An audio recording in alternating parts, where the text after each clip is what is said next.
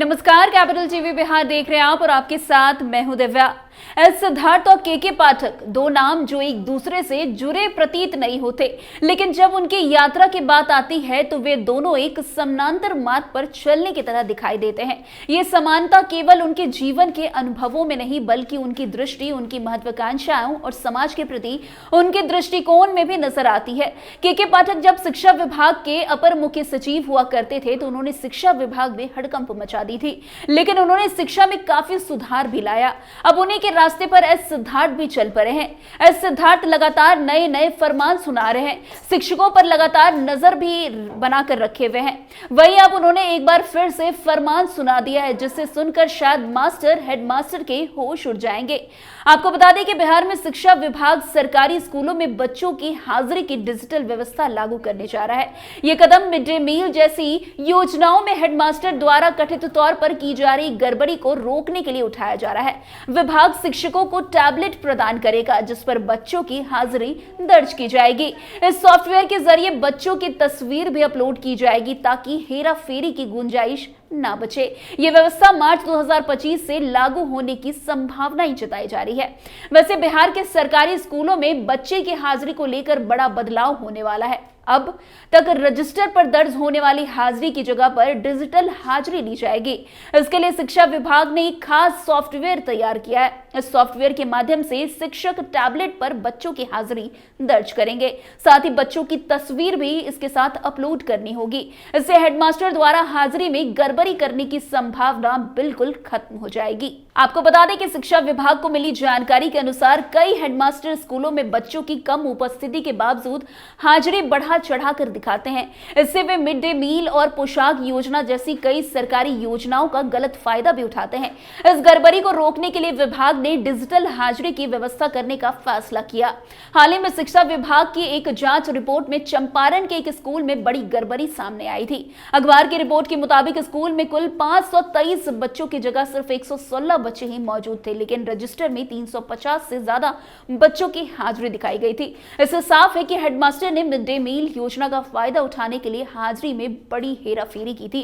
इस मामले में प्रधान अध्यापक को 24 घंटे के अंदर जवाब देने तक का निर्देश दे दिया गया था।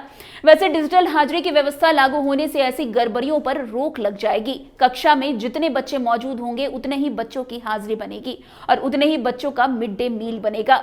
शिक्षा विभाग ने इस व्यवस्था को लागू करने के लिए पूरी तैयारी कर ली है। राज्य के सभी सरकारी स्कूलों के शिक्षकों को टैबलेट दिए जाएंगे। जनवरी 2025 से स्कूलों को टैबलेट पर बच्चों की हाजिरी दर्ज करने का प्रशिक्षण दे दिया जाएगा।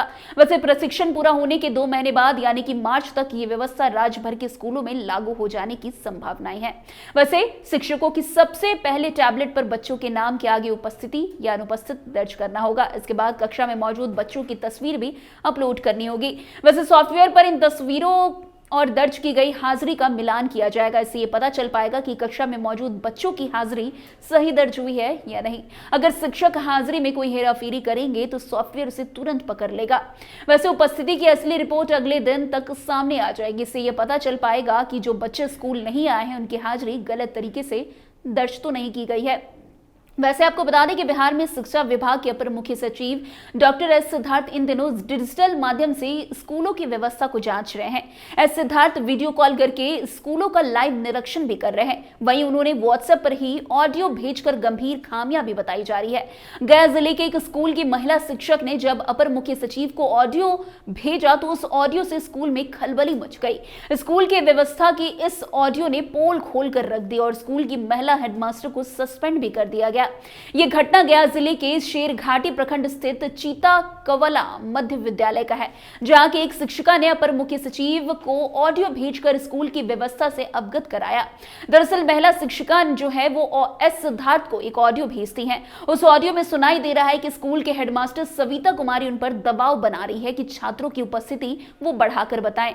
ऑडियो में साफ सुनाई दे रहा है कि स्कूल प्रबंधन में लगे पदाधिकारी और हेडमास्टर उक्त शिक्षिका को गलत जानकारी देने की बड़ी सलाह दे रहे हैं। इस मामले में प्रशासन निदेशक ने गया जिले के शिक्षा पदाधिकारी डॉक्टर ओम प्रकाश से स्पष्टीकरण मांगा है और 24 घंटे के अंदर इस गलती पर जवाब मांगा है। वहीं ऑडियो के आधार पर स्कूल के हेडमास्टर सविता कुमारी को भी निलंबित कर दिया गया है।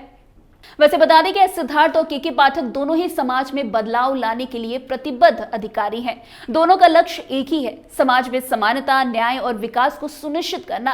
हालांकि उनके रास्ते अलग हो सकते हैं, लेकिन उनकी यात्रा का उद्देश्य समान है। ये कहा जा सकता है कि सिद्धार्थ केके पाठक के रास्ते पर निकल पड़े हैं, लेकिन उनका अपना रास्ता खुद बनाने की संभावना भी उतनी ही प्रबल है। इन दोनों की यात्रा ये दिखाती है कि समाज में बदलाव लाने के लिए नेतृत्व की आवश्यकता होती है, जो न केवल अपने समय और संसाधनों को समर्पित करता है, बल्कि समाज के हर वर्ग को अपना हक दिलाने के लिए काम भी करता है। तो फिलहाल इस खबर में आज के लिए बस इतना ही। अन्य खबरों में हमारे साथ ऐसे आगे बने रहें और देखते रहिए कैपिटल टीवी बिहार। धन्यवाद।